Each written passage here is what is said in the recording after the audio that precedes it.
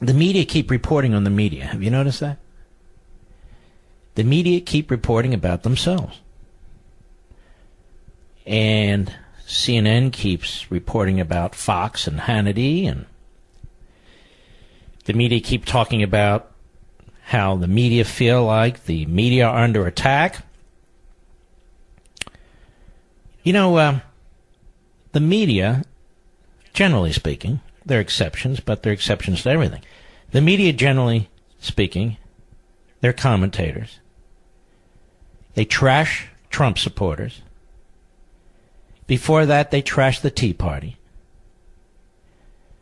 They trash politicians, other types of public officials, intellectuals, and so forth, who are supported by conservatives. They trash Sarah Palin. They trash Clarence Thomas. They trash Robert Bork. They trash Ronald Reagan. So there's a terrible pattern of this over the last half century, and it's only intensified. It's intensified right before, during, and after the election of Donald Trump. Now, it's fairly routine for media personalities, and that's what they've become. Jim Acosta is not a reporter. He's a media personality now. But they accuse the millions and millions of people who voted for Donald Trump as being cultists, Nazis, toothless, deranged, deplorables, racists, and on and on and on. They do this constantly and repeatedly. The media, again, there are exceptions, but as a rule now, the media have abandoned a pretense of seeking objectivity for ideological activism, progressivism, while insisting to represent a free press and indeed defend it. They're devouring what they self-servingly claim to defend. And the effort is so ubiquitous,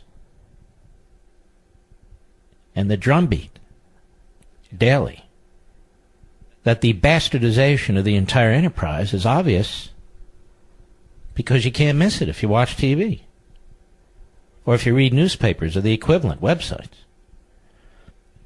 The media are not promoting freedom. They're not promoting constitutionalism, capitalism, Americanism generally. They're promoting status progressivism,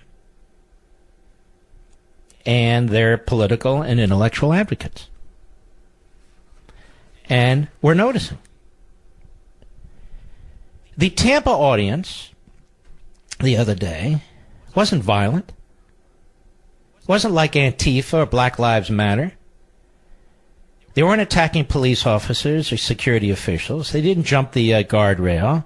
They didn't throw anything. They weren't hitting anybody with socks filled with coins or rocks. They weren't shooting mace in the face of anybody. Before they got there, the people weren't trained in paramilitary tactics like Antifa. They were loud. They were very critical of the media. They were exercising their free speech rights. Now, if the media want to be treated with respect as a profession, as a crucial part of the American culture, society, fabric, then they should treat the American people with respect. This isn't even about Donald Trump. Donald Trump fights back. He's their latest target. This is about the media and the disrespect they show tens of millions of Americans. I'll give you an example. Jake Tapper has no connection whatsoever with a Midwest farmer. He doesn't even know what they go through. He doesn't know what they think. Don Lemon has no connection whatsoever with a rancher on the southern border who has to deal with illegal immigration and the crime and the rest that comes with it, and he doesn't care to. These are people who live, breathe, socialize, party, and work in very narrow areas of the country. Mostly the East Coast, mostly the West Coast, and a few spots in between. So with the nationalization and even internationalization of media corporations, what you get is a very myopic view. And that myopic view happens to be a view that supports the statist progressive agenda. And it's incestuous. It's like college and university campuses, where the deans and the senior faculty hire people who come from the same universities or have the same mindset as they do to promote their groupthink.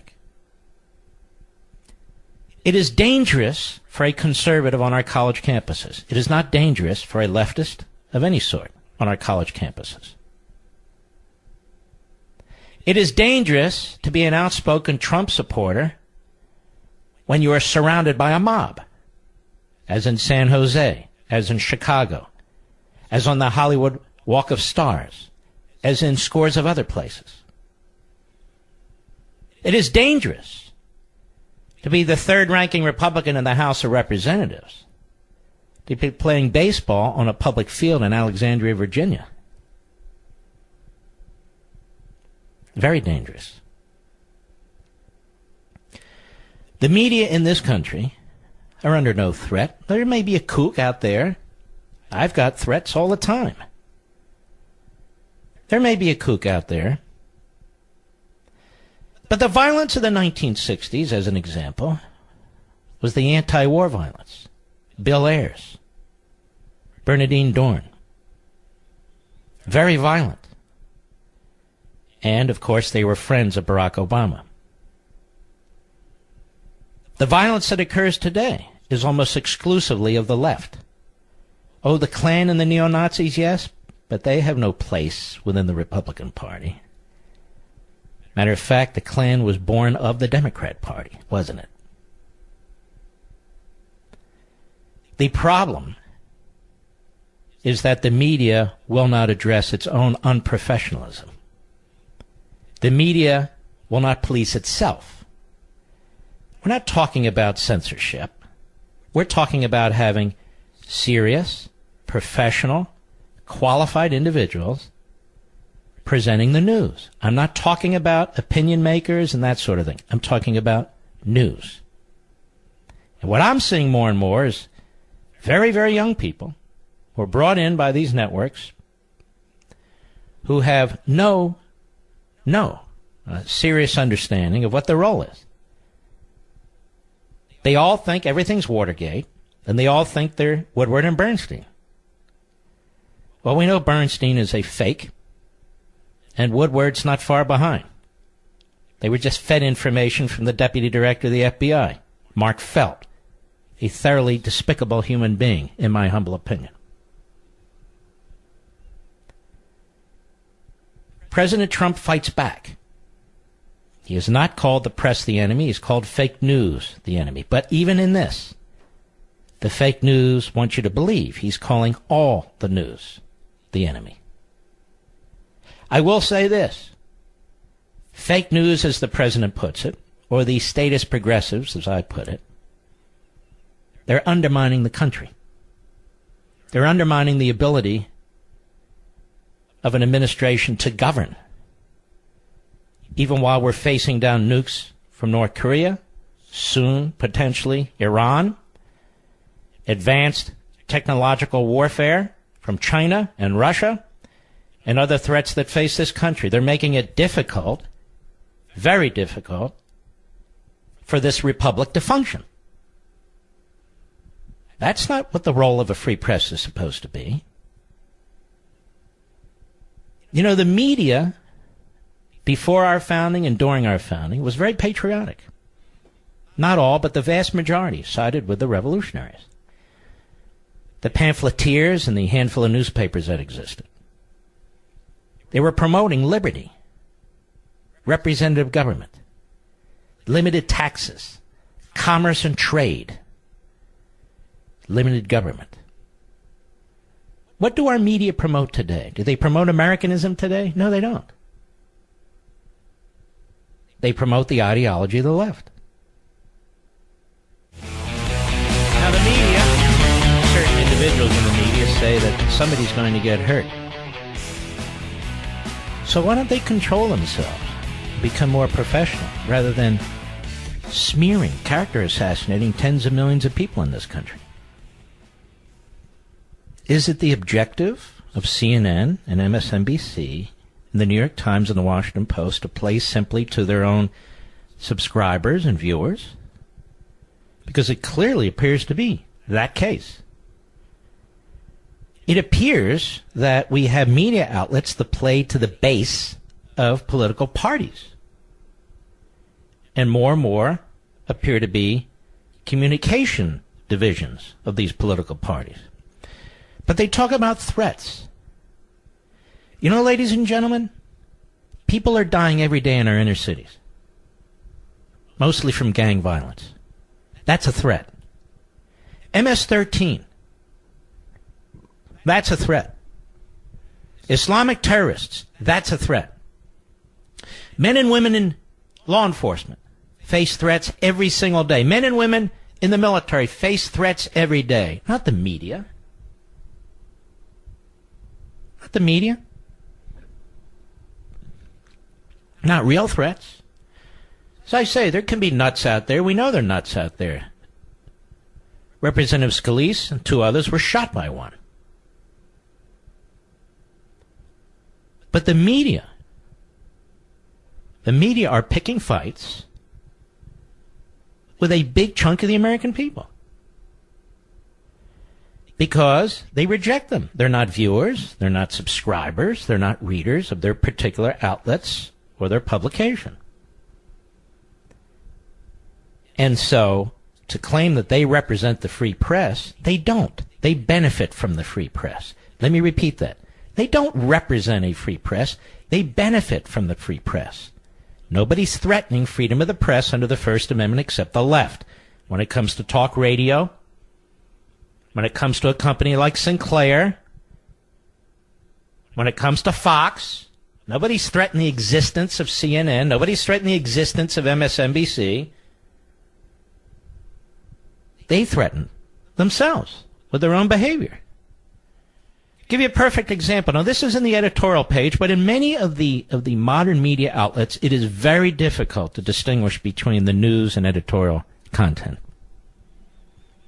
New York Times defends hiring of editorial writer after emergence of past tweets. So what's this all about? Look at the Hill newspaper. Our buddy Joe Concha, who's a real reporter, by the way. The New York Times stood by its decision to hire technology writer Sarah Zhang as an editorial board member despite the emergence of racially insensitive tweets she's posted years ago.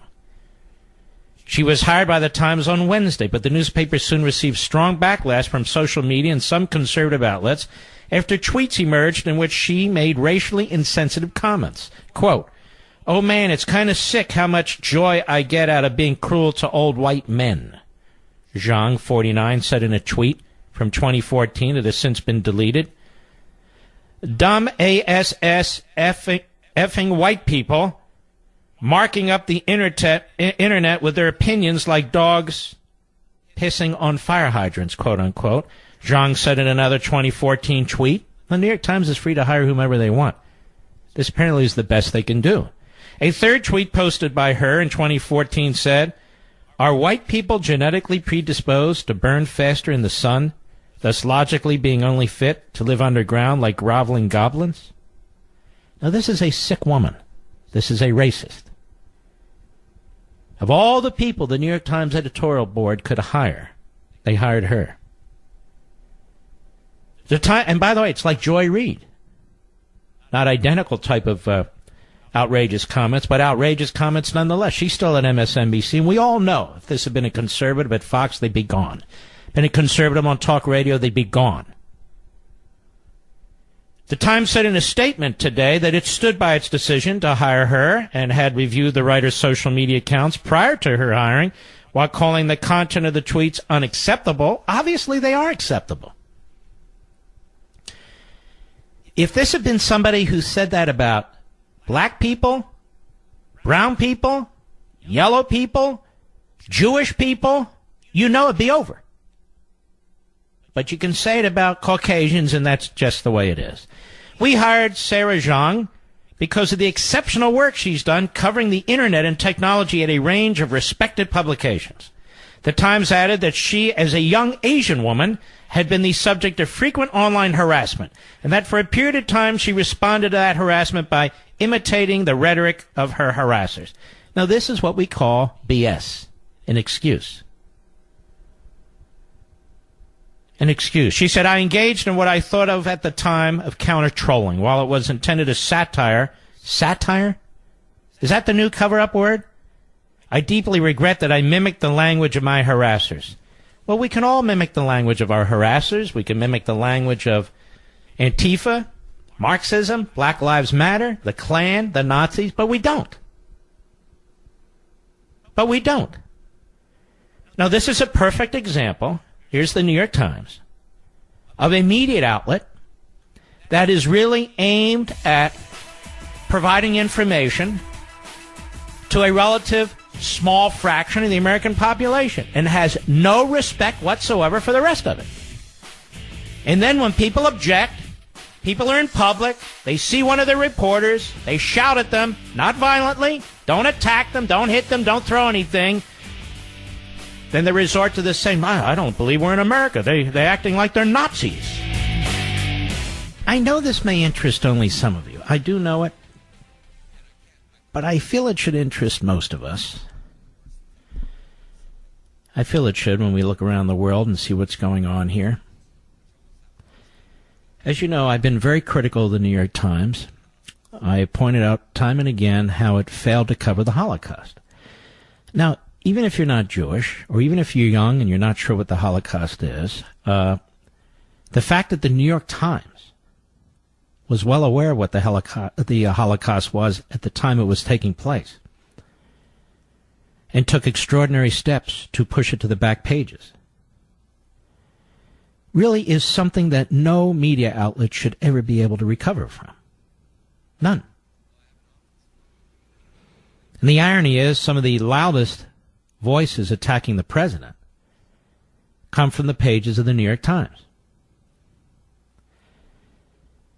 But, you know, whether it's Christians being slaughtered in the Sudan by Muslims, whether it's Muslims being slaughtered by Muslims, whether it is Kurds being slaughtered by Iranians and the Turk government, these are things that I feel are very, very important to raise. Very important to raise. We have in Britain a Labour Party, much like our Democrat Party. They call themselves Democratic Socialists too. Our Democrat Party is shoulder to shoulder, quite frankly. The leadership of the Labour Party is anti-Semitic in Britain. Jeremy Corbyn, the leader of the Labour Party, has praised the release of Hamas terrorists, referring to the 1,000 men as brothers. He questioned the case against them.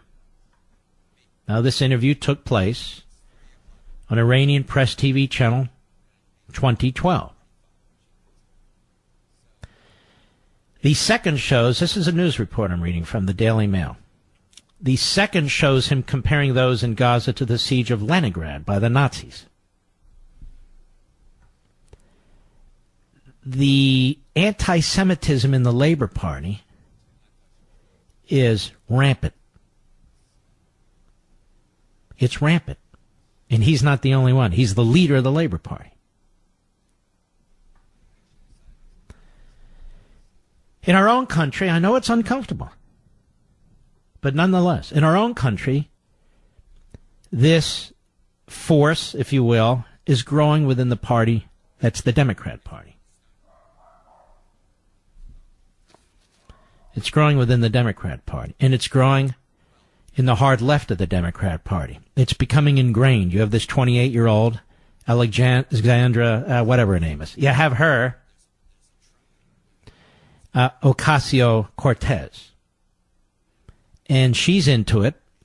She doesn't know exactly why, but she's into it because Bernie Sanders is into it. There is this growing movement on our college campuses. And quite frankly, a lot of it has to do with immigration from the Middle East. Nobody wants to talk about it. I'll talk about it. On our college campuses. Attacking free speech. Attacking, anybody. We have things going on now at Temple University, my alma mater, where they are praising the equivalent of mass murders. And we fund all this stuff. We fund all these universities and all these colleges. So this is taking place. So I just wanted to note this. And you'll recall that when Hamas, just a few months ago, was unloading and attacking the Israelis, Hamas, a terrorist organization recognized as such by the United States government, our media came to their defense. Our media came to their defense. And Hamas did it in order to get our media to come to its defense. CNN, one of the worst. MSNBC, too. New York Times. Washington Post. Pretty incredible. Now, I believe Hamas is violent. I believe they're violent. This is why when the left says to us, or the media says to us, that you and I, or the president, is promoting violence, somebody's going to get hurt, they never look in the mirror at the positions they're advocating for, the individuals, the groups they're advocating for, the ideology that they're advocating for. So I just wanted to point this out, because honestly, if I don't point it out, nobody else will. Well, Mark, you vilify. Well, I do more than that. I humiliate the left as best I can. Folks, I'm not a reporter. I'm not a journalist. I don't want to be a reporter or journalist. I don't want to be dishonest. I'm the most honest person there is about myself, about what I believe, how I say it behind a microphone. There's no games going on here. Well, I got you. Yeah, you vilify. Of course I do. Some I do, some I don't. I haven't signed up to be a journalist or reporter with anyone, and I never will, and I never could be. Any more than I could sign up to be a federal judge. I don't want to be a federal judge. I'm an advocate. I'm an advocate for liberty. I'm an advocate for constitutionalism. I'm an advocate against tyranny. I'm an advocate against progressivism. I don't hide it. I write about it. I speak it. Radio, TV, internet. Oh, Mark, I mean, seriously. Anthony, Chicago, Illinois, Sirius Satellite, go. Mark Levin, it is an honor to talk to you. I'm so excited. I just wanted to tell you, I was born and raised a Muslim, a Shiite Muslim. I come from Iran. Yes, sir. And I want to tell you what you described regarding what they do to basically to children like myself, to these rallies. They brainwash you to hate and absolutely hate. I grew up hating the Jewish people. Right. I tell you, today I love the Jewish people. I've been to Israel a number of times, and I love it. I love the country. Education is what we need. And I'll tell you, a number of years ago, and I was driving late, I'm in sales, and I found you. And I want to tell you, sir, it's been an honor just to listen to you. I have all your books. I subscribe to CRTV. I cannot get enough of your knowledge. I am truly blessed to be in this country. And I was about 15 years old when I came here. And I'll tell you, there is not a better place. Now, there are beautiful places to go visit, don't get me wrong. Right. But to be able to speak, to be able to say whatever you want, I never had that opportunity as I grew up. Well, I had the opportunity to come to this country. I've learned all about the founders, and through your books, all your books, I even love your father's books. Thank you. That book about crossing the Delaware is a wonderful book. I read it to my kids. And I tell my children all the time that I raised them just to be Americans. And I truly want to thank you. And I'm so glad I got through. It's just an honor to talk to you. One of these days, I would love to meet you. And I'm so grateful. Thank you for all you do. Well, let me just say this. You're very, very kind. I'm going to be, let's see, what can we do for you? How about a signed copy, Mr. Producer? Do we have Liberty and Tyranny left? All right, let's give Anthony a copy of that. Thank you so much, Anthony, and God bless you. You made my day. You made my week. I appreciate it very much. Let's continue. Mike, Alabama, Texas, the great WBAP. Go. Hey, Levin, you, Hannity, and Limbaugh, y'all are the true patriots, man. Thank you, sir. My question is, with this Democrat socialism, yeah, I'm in with it, but I want an unfettered Second Amendment because I hate seeing these people in Venezuela throwing rocks at the government. You know what I'm saying? I know what you're saying. If those people were armed, they can get their country back. Out in this socialism, ask them about the Second Amendment, how they feel about the Second Amendment. Oh, they don't like it. Well, when things go bad like they always do, you got to hold people responsible. You know what I'm saying? All right, sir, I do. Appreciate your call. Let us go to Guilford, Valdosta, Georgia. Did I have that right? WVGA, go. Yes, sir. Guilford from Valdosta. Hey, Yes, Mark, sir. listen, God bless your dad. My dad was a veteran of World War II. He was in the 82nd Airborne. Wow. And Barbara in Orlando, I used to shine shoes in the shop, you know, and sweep up and all that. And all my friends' parents were in the war, and they brought back all these souvenirs, tons of stuff from Germany. And I asked my dad one time, I said, Dad, why didn't you bring back anything? The only thing he brought back was some paper money, you know, from all the countries he'd been in, and a Moroccan wallet. And he sat there and he thought for a minute. He said, well, son, he said, that's not the reason I went. And I thought, well, he's a bigger hero than I ever thought he was. He's quite right. And but listen, I didn't think I'd get through, so I had to say this.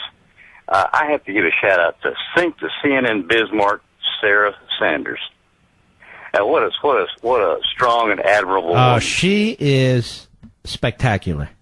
She is spectacular. I watch her every day. She's putting up with the worst press corps in my lifetime.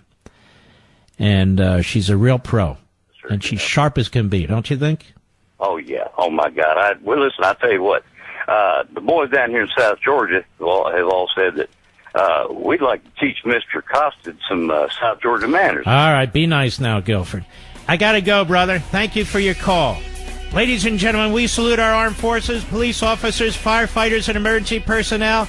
30 minutes from now, Fox News Channel. Hannity, don't miss it. I'll be there just for you. And I'll see you tomorrow. God bless.